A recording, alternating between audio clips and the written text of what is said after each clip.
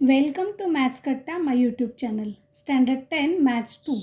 Chapter number 5, Coordinate Geometry. Last time we studied the distance formula and some simple examples on it. Today we are going to study different type of examples which are depends on the distance formula. Consider the example. Find the point on the x-axis which is equidistant from a minus 3 4 and b 1 minus 4. म्हणजे आता ह्या ठिकाणी point 2 दिलेले आहेत ए आणि बी, पण यांच्यापासून इक्विडिस्टन्सवर म्हणजे समान अंतरावर पण एक्स ॲक्सिसवर असणाऱ्या पॉईंटचे आपल्याला कोऑर्डिनेट्स काढायचे. तो पॉईंट एक्स ॲक्सिसवर हे आपल्याला माहिती आहे, परंतु हे दोन्ही पॉईंट्स वेगवेगळ्या क्वाड्रंटमध्ये आहेत आणि त्या क्वाड्रंटमध्ये असूनसुद्धा एक्स ॲक्सिसवर असणाऱ्या एखाद्या पॉईंटचा कोऑर्डिनेट की जे त्याच्यापासून इक्विडिस्टंट आहेत असा आपल्याला पॉईंट शोधायचा आहे. मग तो पॉईंट आपण ॲज्युम करायचा आहे. Let point P be a point on the x axis which is equidistant from A and B. मग याचा अर्थ काय की पी हा बी पॉईंट असा आहे एक्स ॲक्सिसवरती की तो ए पासून आणि बी पासून समान अंतरावर आहे. म्हणजेच त्याचं ए पासूनचं आणि बी पासूनचं अंतर म्हणजेच डिस्टन्स समान आहे. म्हणजेच काय तर P A is equal to P B हे आपल्याला यावरून कळतं. मग आपल्याला ते इक्वेशन नंबर 1 म्हणून घ्यायचं आहे. पी माहिती आहे का आपल्याला पॉईंट नाही, मग ते एक्स ॲक्सिसवर एवढंच माहिती आहे. मग आता आपल्याला त्याचे कोऑर्डिनेट ॲज्युम करायचे. As P lies on the x axis its coordinate be x comma 0. X ॲक्सिसवर असणाऱ्या कोणत्याही पॉईंटचं कोऑर्डिनेट लिहिताना त्याचा एक्स कोऑर्डिनेट एखादा नंबर असेल आणि वाय कोऑर्डिनेट हा नेहमी 0 असतो. Consider now to find P A, consider P and A. P X 0 and a minus 3 4. Let us assume them as x1 y1 and x2 y2. By distance formula you can write directly as distance PA is equal to under root of x2 minus x1 square plus y2 minus y1 square. Means what? x2 is minus 3. Substitute here x2 as minus 3 minus as it is x1. What is x1? x1 is x. Then write down x here bracket square plus y2 minus y1 means 4 minus 0 bracket square. Now when we take minus sign common from this minus 3 and minus x, then they will become positive. Then write in the square bracket under root of in the square bracket minus 1 common, again round bracket 3 plus x square bracket complete bracket square plus 4 square. Minus negative number square is same as the number square, means you can write minus 1 square as plus 1 directly and write down only the bracket square as 3 plus x bracket square plus 16. This is equation number 2, means this is PA. Now to find PB, want to consider point P and point B. Then consider point P x0 and B 1 minus 4. Again assume x p as x1 y1 and point B coordinate of B are x2 y2. Again by the formula, distance formula, PB is equal to, now there is no need to write again the distance formula, directly x2 minus x1 means 1 minus x bracket square plus minus 4 minus 0 bracket square. 1 minus x bracket square as it is plus minus 4 square is 16. Again give this as equation number 3. Now from 1, 2 and 3 means PA equal to PB. You know the value of PA and PB. Substitute in this equation number 1. Then by equation 1, 2 and 3 you will get under root of 3 plus x bracket square plus 16 plus is equal to 1 minus x bracket square plus 16. You have square root sign on both sides and therefore to eliminate it, squaring on both sides. Then you will get 3 plus x bracket square plus 16 is equal to 1 minus x bracket square plus 16. 16 and 16 both are same on both different sides, therefore they can be cancelled. Then 3 plus x bracket square is equal to 1 minus x bracket square. There must be a equal to sign, equal to 1 minus x bracket square. Now squaring by using our standard formula, that is 9 plus 6x plus x square is equal to 1 minus 2x plus x square.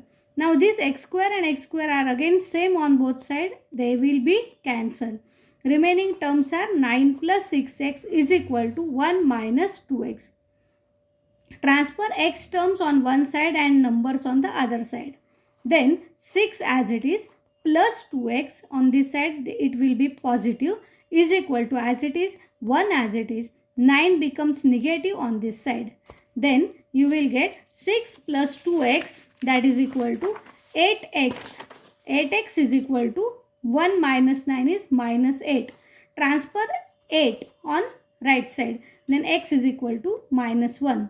Now this x means what? It is the x coordinate of point P, and therefore point P is minus 1 comma 0. Now this point minus 1 0 is on the x axis, which is equidistant from point A and point B. अशा प्रकारचं वेगळ्या प्रकारचे जर examples परीक्षेला आले तरी आपल्याला distance formula कुठे यूज करायचा हे समजलं पाहिजे, आणि त्यासाठी त्याचा अर्थ आधी नीट समजून घेणं गरजेचं आहे. आता पुढचं एक्झाम्पल बघा.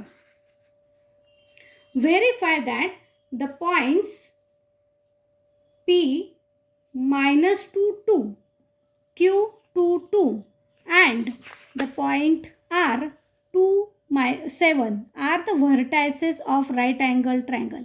बघा अशाही प्रकारचे एक्झाम्पल्स परीक्षेला विचारले जातात. आता हे 3 पॉईंट्स दिलेले आहेत आणि हे राईट अँगल ट्रायंगलचे व्हर्टायसेस आहेत, हे आपल्याला व्हेरीफाय करायचे आहे. म्हणजे काय करावं लागेल की तो राईट अँगल ट्रायंगल आहे असं प्रूव्ह करावं लागेल. राईट अँगल ट्रायंगल केव्हा असतो? जेव्हा पायथागोरसचा थेरम त्याला जर अप्लाय होत असेल तर तो राईट अँगल ट्रायंगल असणार आहे. आणि म्हणून पायथागोरसमध्ये काय आहे तर hypotenuse square is equal to length of hypotenuse square is equal to the square sum of the squares of other 2 sides. म्हणजेच त्यांची आपल्याला लेंथ माहिती असणं आवश्यक आहे. लेंथ म्हणजेच काय? त्या 2 पॉईंट्समधलं डिस्टन्स. म्हणजेच आपल्याला पी क्यू काढावा लागेल, क्यू आर काढावा लागेल, पी आर काढावा लागेल. मग हिंट मी आता तुम्हाला त्या ठिकाणी देणार आहे आणि त्या हिंटनुसार तुम्ही कसं सॉल्व करायचं ते बघा. डिस्टन्स फाइंड पी क्यू, म्हणजे पी क्यू मधला आधी डिस्टन्स काढायचं बाय डिस्टन्स फॉर्म्युला. हे आता तुम्हाला सहज जमणार आहे. त्यानंतर find Q R and find P R, म्हणजे पी क्यू आर मधलं डिस्टन्स काढायचं. नंतर पी आणि आर घेऊन पी आर मधलं डिस्टन्स काढायचं. हे तीनही डिस्टन्स बाय डिस्टन्स फॉर्म्युल्याने काढून झाले की काय मिळणार आहे तुम्हाला बघा. You will get P Q is equal to 4. तुमचे आन्सर्स याप्रमाणे आलेले असतील. P Q is equal to 4, Q R is equal to 5 आणि P R is equal to √41. मग यापुढे काय करायचं तर 4 स्क्वेअर आणि 5 स्क्वेअर करून बघायचा. त्या दोघांच्या कोणत्याही 2 साईडच्या स्क्वेअरची सम ही तिसऱ्या साईडच्या स्क्वेअर इतकी आली पाहिजे. म्हणून consider P Q square plus Q R square. आपण आधी विचारात घेऊ, याचं करून बघू. मग 4 square plus 5 square is equal to 16 plus 25 is equal to 41. बघा 41 आला आणि हा √41चा काय आहे? स्क्वेअर आहे. मग पी आर स्क्वेअर पण थर्ड साईडचा स्क्वेअर पण काढा, तर √41चा स्क्वेअर 41. म्हणजेच आपल्याला असं लक्षात आलं की P Q square plus Q R square is equal to P R square. Means this is a Pythagoras theorem. This will be its hypotenuse. Therefore, by converse of Pythagoras theorem, we can say that triangle PQR is a right angle triangle, or PQR are the vertices of right angle triangle.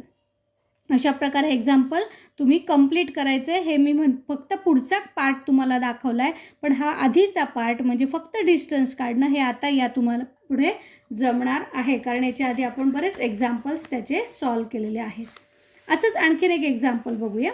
Show that point A B C and D with their coordinates are given are the vertices of rhombus ABCD. आता हे vertices रोम्बसचे दाखवायचे म्हणजे काय, आता रोम्बसचे आपल्या वैशिष्ट्य माहिती पाहिजे, म्हणजे सगळ्या प्रॉपर्टीज आपल्या जॉमेट्रीच्या क्लिअर असतील तर अशा प्रकारचे एक्झाम्पल सॉल्व करायला तुम्हाला जड जाणार नाही. ते एकदा रिवाईज करा. रोम्बस मीन्स काय, याचा अर्थ काय, all sides are congruent. Distance A B, find the distance A B, म्हणजे आपल्याला सगळ्या साइड्स काढायच्या आहेत म्हणून पहिल्यांदा ए आणि बी कन्सिडर करा. Find A B by distance formula. Again find B C by distance formula. Find CD and find AD also. Find all the 4 distances. Then you will get all the answers are same. Then show that AB is equal to BC is equal to CD is equal to AD. And आता या ठिकाणी तुम्हाला काय काय answers मिळणार आहेत बघा. AB is equal to √90. आता √90, आता सगळ्याच एक्झाम्पल्समध्ये सगळे सेम आन्सर्स येतीलच असं नाही, तर काही वेळेला थोडं वेगळं असू शकतं आणि म्हणून आपल्याला √90 आलं तर लगेच तो सिम्प्लिफाय करून त्याचं सिम्प्लिफाईड फॉर्म तयार करून घ्यायचं आहे, म्हणजे पुढचे जे आन्सर्स येतील त्यांच्याशी एकतर हा किंवा हा तरी सेम दिसला पाहिजे. 3√10, BC √90 म्हणजेच 3√10, CD √90 म्हणजेच 3√10, AD √90 again 3√10, and thus AB, BC, CD and AD are equal, and hence ABCD, quadrilateral ABCD is a rhombus. Examples may be in the exam on the parallelogram, rectangle, square, equilateral triangle or isosceles triangle. मग आता parallelogram म्हटलं तर आपल्याला opposite sides congruent दाखवायचे आहेत. Rectangle म्हटलं तरी आपल्याला अपोजिट साईड्स कॉन्ग्रुएंट दाखवायचे आहेत. स्क्वेअर किंवा रोम्बस म्हटलं तर ऑल साईड्स कॉन्ग्रुएंट दाखवायचे आहेत. इक्विलॅटरल ट्रायंगल म्हणजे ट्रायंगल आहेत 3 साईड्स असतील मग तिन्ही साईड्स आपल्याला इक्वल दाखवायचे आहेत. आयसोसिलस ट्रायंगल्समध्ये आपल्याला 2 साईड कॉन्ग्रुएंट दाखवायचे आहेत, तिसरी साईड नसेल तरी चालेल. म्हणजेच काय, तर आयसोसिलस ट्रायंगलमध्ये आपल्याला 2 साईड जर कॉन्ग्रुएंट आल्या पहिल्या 2 तर तिसरी काढायची गरज नाही, पण पहिल्या 2 काढताना जर वेगवेगळ्या आल्या तर तिसरी काढावी लागेल आणि त्या कोणत्या तरी त्यातल्या 2 ह्या सेम आल्या पाहिजेत. If you understood this, then like the video, share it with your friends and subscribe the channel. Thank you.